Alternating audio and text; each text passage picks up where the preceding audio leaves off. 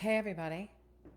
Welcome to Tuesday, February 7th, our first Ask Me Anything Q&A. Anything voiceover. Um, I gotta say, it feels a little weird flying without a net. And a topic is always, you know, a nice little something to sink my teeth into. So, here we go. As always, if you'd be so kind as to let me know you're here, and then really, it is an Ask Me Anything. So if you've got any questions about really anything from voiceover technique to agents to demos to coaching, I don't have a lot of expertise in the realm of marketing and things like that, but perhaps we can stir up a lively conversation with those of you amongst us who do have more experience in that realm. As things get started and as people start to come on in, I do have a little bit of a topic at hand because I was talking to another voice actor about this yesterday. I was coaching someone, just kind of a one-off coaching session, and they were asking me about demos. Um, and, that's such a complex topic, right? Demos. Because we need them and they're expensive. Hey, TD Nightfall, person with the most fabulous name. Thank you for being here. Um, Fantastic. Nice emoji. um, so demos are, sort of an ever juicy topic, I will say, right? There's always so much, and there are so many opinions, right? And we need them, and yet we shouldn't get them right out of the gate, right? We need some training, we need some experience, and we need good demo makers. Well, then how do you get started if you don't have a demo and all of that good stuff? Chicken or the egg, all of those things. Anyway, he was asking me how I know a good demo from a bad demo. And I thought that's a good question. I don't even think about it. I just know it. I listen and I can hear things in the first 5 seconds of a demo, and I can tell, whether I want to listen further or whether I want to turn the thing off. And but what was most interesting about that conversation was that he couldn't discern between a good demo and a bad demo. And it made me think of how important our listening skills need to be and how discerning we must become when we are listening. So I'm going to tell you what my reply to him was. Like what, and I actually played for him a demo that it's actually the best demo I've heard in a long time, and I'm just going to sing her praises because I love her so, and it's such a fantastic demo, and it's Maggie Peisner. It's Maggie Peisner's latest commercial demo, and when I first heard it, I thought that's the best demo I've heard, and I can't say how many years. So what was it? What was it that was so good about this demo? Um, and Maggie is an older female, um, and that is what she sounds like as well. And the first spot was a financial spot, right? So it was perfectly in her wheelhouse, like immediately, like, yes, I believe this person. I believe this person has the wisdom and discernment to tell me about financial things because she's lived, and I can hear that, right, in her voice. As a beautiful spot, beautifully written. And then the second, hi Jessica, that's okay. You can stalk. That's totally fine. It's no problem. Um, excuse me. Um, and then the second spot that came up was a spot that's a grandma, right? And it's like, oh, that's perfect. That makes perfect. I completely believe her as a grandma. Mind you, she's not doing anything to put on a grandma. She is just of an age where she could be a grandma, right? So it's just real, right? And so the spot is, a grandma giving her kids ice cream, right? And you think, oh, that's a sweet little grandma spot. And then there's this little spot where, it's sort of hilarious because it gets beeped out where she's talking to her grandkids. There you are, sweetheart. Let me here, have some ice cream. Thank you, Grandma. Thank you. And then under her breath, the next line is, that ought to keep the little effers quiet for a while.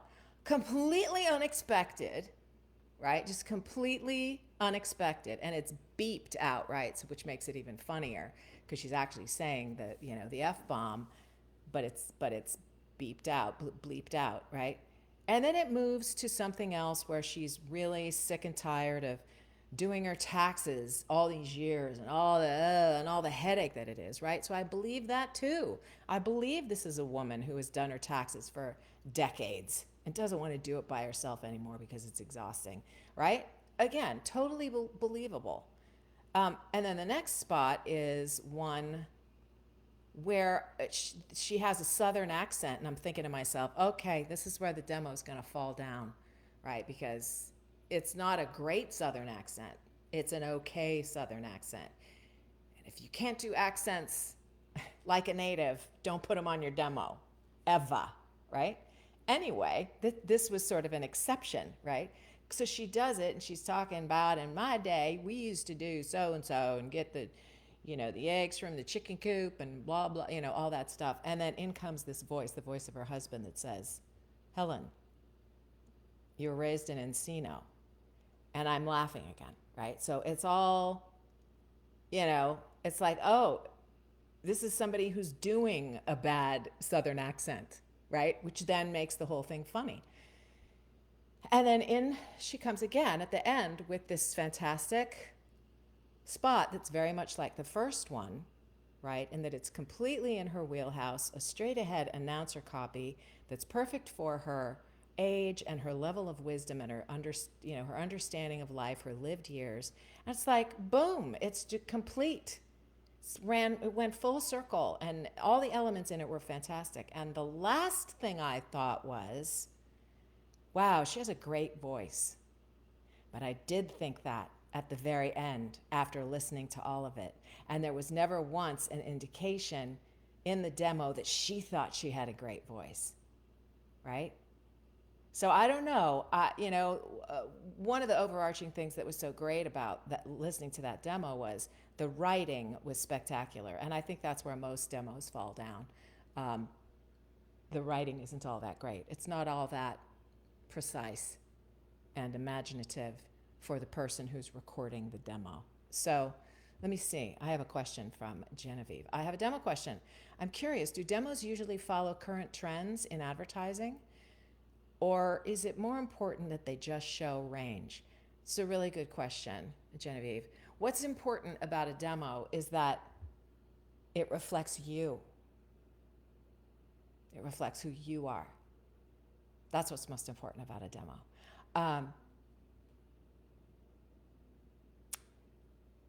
Demos aren't supposed to show all the range of things that you can do. They're not. A commercial demo the essence of your commercial demo should be who you are. It shouldn't be that you can do this voice or this character or that character, right? It should show who you are. What do you sound like when you're an announcer? What do you sound like when you're a real person? What do you sound on a piece of copy that's wry and snarky? Does that make sense? We are all those things as human beings. We're serious and we're grounded and we can be funny And we can be sarcastic, and we can be snarky, and we can be intimate, and we can be loud. But those are all attributes of the human condition, and they're attributes of us as individuals, how each of us does that. So you're never looking for variety for the sake of variety in a demo. Yes, it should move, and it should be of interest to my ears, right? And I think that's what was exemplified in Maggie's demo. And I'll ask her and see if she'll let me post it in the group, because I do think it's a really great example. But she was an older woman in every spot. Do you know what I'm saying? She was an older woman in every spot, but she was an older woman in every spot, and each spot was a different circumstance. So that's kind of what we're after. What are you like in different circumstances? Not how many voices can you do, and what kind of range can you show, right? Does that answer your question? Make sense? I hope so. Feel free to ask a follow-up question, by all means. What else? I guess the thing that was most important, I think, in that conversation that I had yesterday was that we're not really taught how to discern, as voice actors, what's good and what works in a demo. And we're very often blinded by excellent production. And I think to make a comparison, there's a difference between a great song and a hit song. And every once in a while, a hit song is a great song, but very often they are not the same thing. So a hit song can have a great hook and have a great melody line or a great guitar riff or something that is so memorable that we all want to hear it again, and we all sing it in our cars, and we all buy the thing, and it catapults it to a level on the charts, right? And then you can hear a song written by a master that, like Jimmy Webb, that may not ever make the charts. It may be an album cut somewhere. I'm dating myself with that language. But it may be on the record somewhere, right? But it never reaches hit status, but it's the best thing written on the record. So what we're looking for is that kind of, we want the quality thing, right? Where it's masterfully written, right? And evocative, and it moves us, and we want more. It's not necessarily that we want, gee, that was a great guitar sound. That's not what we're after in a demo. Our first reaction ought not be, wow, that was really great production. That's not what we want, right? So I think that is a piece of the problem that we end up getting, I was going to say blinded by, but it's perhaps deafened by really great production values that we're missing the read, and we're missing the content of what we're saying and what we're communicating. And I do find that people still are surprised when I say, I'm really not interested in the sound of your voice. And I say that to people in my classes and in my coaching. And I just finished up a workshop this past Saturday, and I said that at the beginning. You don't need to be on your professional microphone during this course at all, because I'm not interested in the sound of your voice. And you shouldn't be interested in the sound of your voice either. You should be interested in the relationship that you are pretending to communicate when you read. Pretend, and I mean that in the best sense. Pretending is the use of our imagination. So I'm more interested in what you are imagining, and if you convey that to me such that I believe it and I can imagine it. And if I can imagine it, then sold. I'll take it. I'm more likely to hire you, book you. right? Um, so what do you think? Do you think that would be an interesting class on learning how to discern a good demo from a bad demo, or a good demo from an okay demo, a mediocre demo, right? Um, anyway, that was just what was on my mind, um, because of the conversation I had with a client yesterday, and then it always follows the question of, well, who's your favorite? Who do you recommend? To build your demo, to help you create your demo. Um, and then that becomes difficult because I know a lot of people who are very good at production, right? And we want that. But sometimes people who are good at production aren't great at directing talent. And sometimes you can have great production and you can have a great director and you can have terrible copy. And that's not going to work either. It's like you need all of those things. You need a great technician. You need a really good director who knows you and can guide you. And then you really need great copy. So that's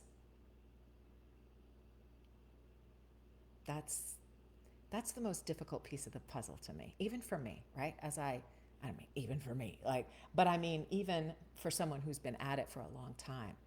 That piece of the puzzle just kind of came into my consciousness in the last couple of months, where it's like, where do we get good copy that's not just regurgitated? And it's quite a question.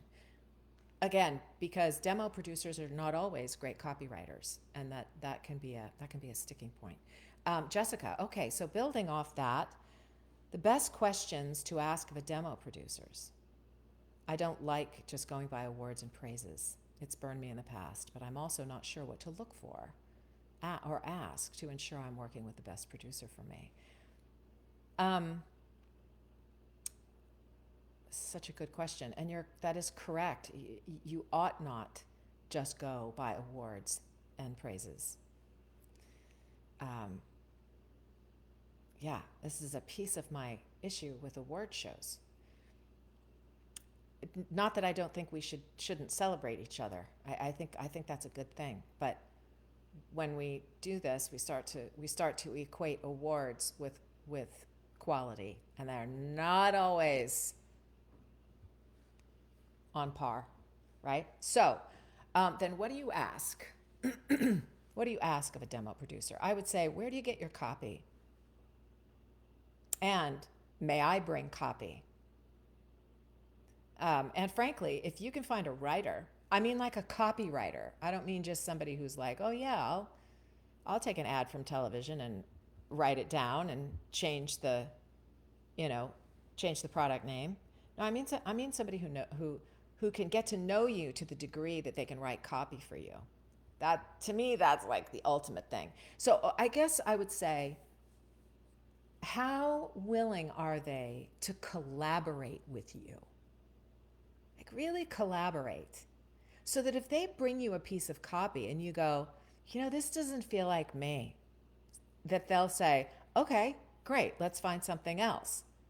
That's really important. I think if a producer comes in and is like, well, this is the copy I prepared for you, and that's what we're going to do, and there's a stubbornness or an intransigence, then I'd be like, I don't know. That's certainly not how I want to work. I mean, I'll tell you, as an example, I did a new promo demo a couple of years ago. I can't believe it's been that long, but I think in 2020 or 2021 with Eric Romanowski. And we had several conversations before we ever started recording. He called me to ask me what my strengths were, what my goals were in terms of like, who do you want to work for? Who are you after, right? And what platforms and cable channels resonate with you, that you feel like that's where you live, that's the work you would do, right? So we had that conversation, and then he found spots, and we did this in conjunction, in my case, like with my agent as well. What kinds of things should be on my demo? That was my question to my agent. What should I have on there? And they said, you need to have stuff that incorporates new media. It needs to have Apple TV or Netflix, or not just the same old standard ABC, CBS, NBC, Fox, Discovery Channel, HGTV. These are all, stalwarts in the promo realm, right? So there's so much work outside of those networks, those national networks and those cable networks, stuff like that, that there ought to be a variety, right? So that was the input from my agent, and then I brought that to Eric, right? And then he started writing copy for me, and and and he wrote really good copy, and then we recorded, and he gave me a first draft of everything, and there were things in it. The order needed to be changed. There were one or two spots that needed different editing to my ears. One of them was a comedy spot where the joke wasn't landing, and it wasn't that the elements weren't there. It was just the timing of the joke was off, right? And so we needed to shave like 0.3 of a second out of a piece of that, in order for the joke to land, right? So I think then I needed to run it by my agents to say, is this all right? And my agents came back and said, you need to change the order. So this is like the third time maybe that the order was changed. And ultimately I take my agent's advice, and I know I know many of you don't have agents, so I understand that that's not a factor. So in that regard, if you can run it by a trusted coach or something like that and get an opinion of someone who's listened to a lot of demos before, that's always a good idea. But the overarching message of this little story is that Eric worked with me, and I had ideas about what I wanted. I didn't have all the ideas. Eric brought great stuff, but I had additional ideas, and he was like, yes, bring them, right? And so we then collaborated, and he worked with me on several edits of that one spot where we couldn't get the timing of the joke right. But ultimately we got the timing of the joke right, because he wasn't, intransigent. That's my word of the month. I love that word so much. He was open and willing to hear and to take feedback, and to make sure that I was happy. Let's see. I had copy written for me after I coached with her. I don't know. Okay. It's burned me in the past, but I'm also not sure what to look for. So I was trying to understand the timeline, Tammy.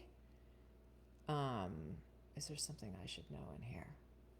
I missed that. I had copy written for me after I coached with her. I'm not sure who that is or how this story is continuing. I recorded and let people listen to the raw, and feedback was that I didn't have enough variation. How do I know if it's my reads or just that I need different copy? Well, it might be that you need different production. Are you playing raw tracks of just your VO? Because for example, if it's a promo demo, as I like to say, there's only one way to read a promo.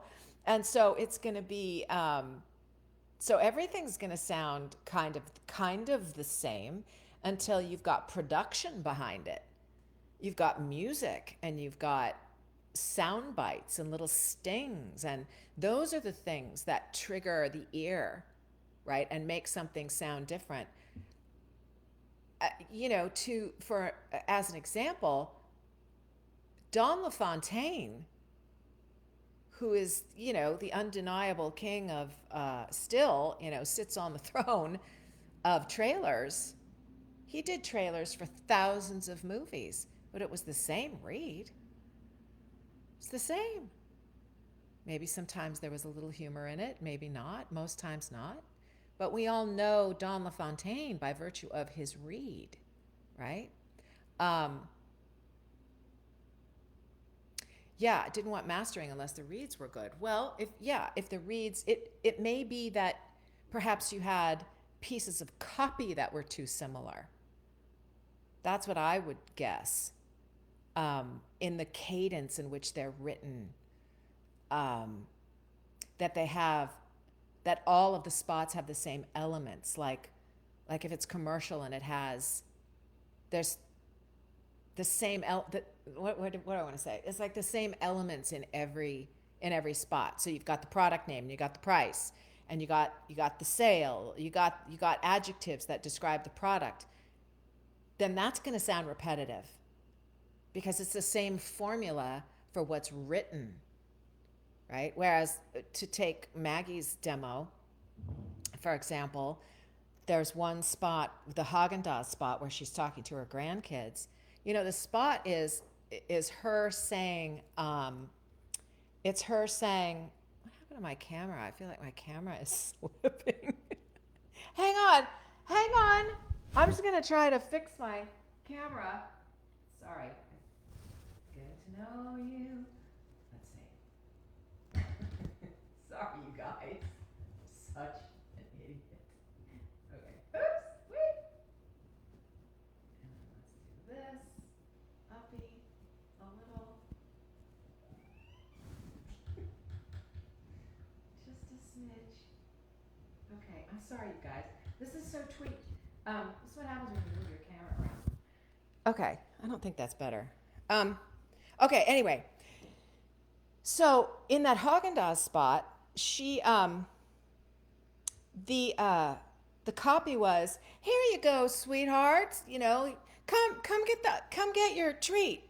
Right? She's not talking about, we don't even know what it is, right? And they're like, "Thanks for the ice cream, Grandma," right?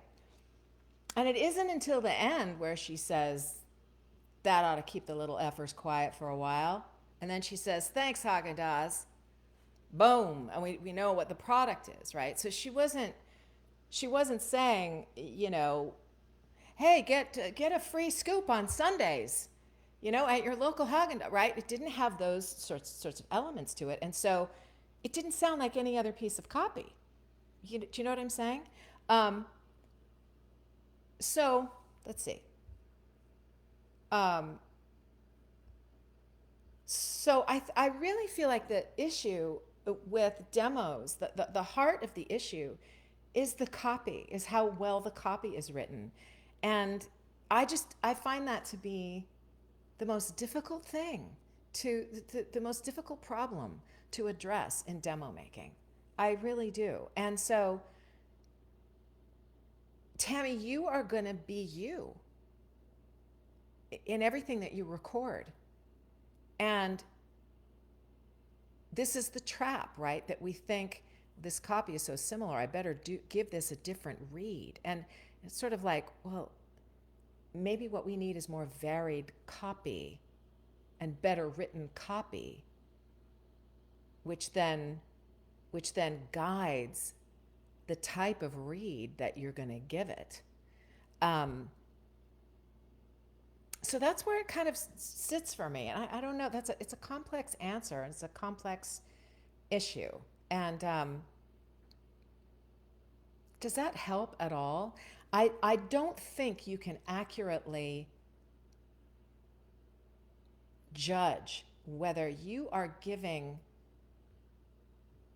a varied enough read until you've examined the type of copy that you're reading and then hear the elements behind it. Again, another catch-22, right? It's like you got to hear it to know, but you don't want to build it until you know. So I think this is going to be at the crux of my demo problem examination, right?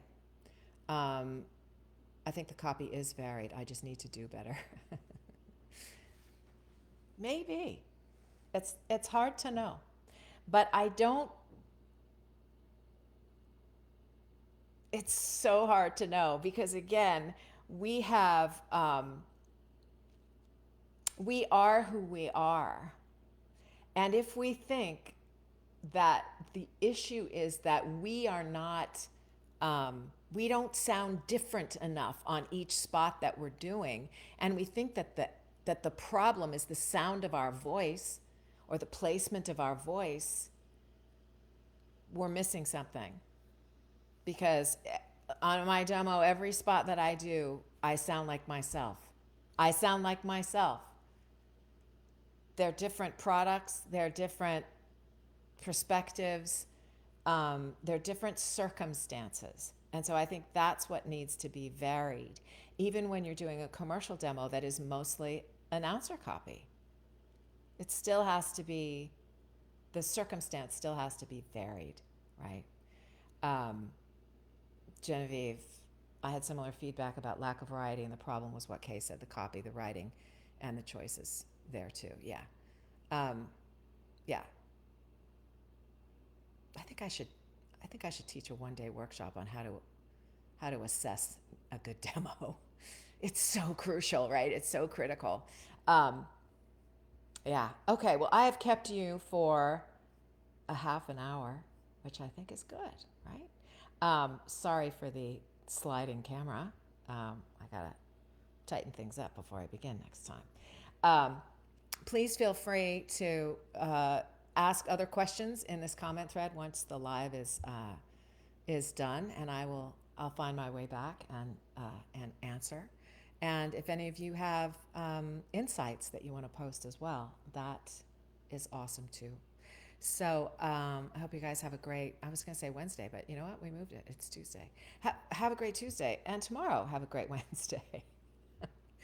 And a great week. And I'll see you next week. And if there are any questions that you ever want me to address in a live, just go ahead and post them as a post in the group, and I will address them. Okay. Have a fantastic day, and I will see you soon. Take care. Bye.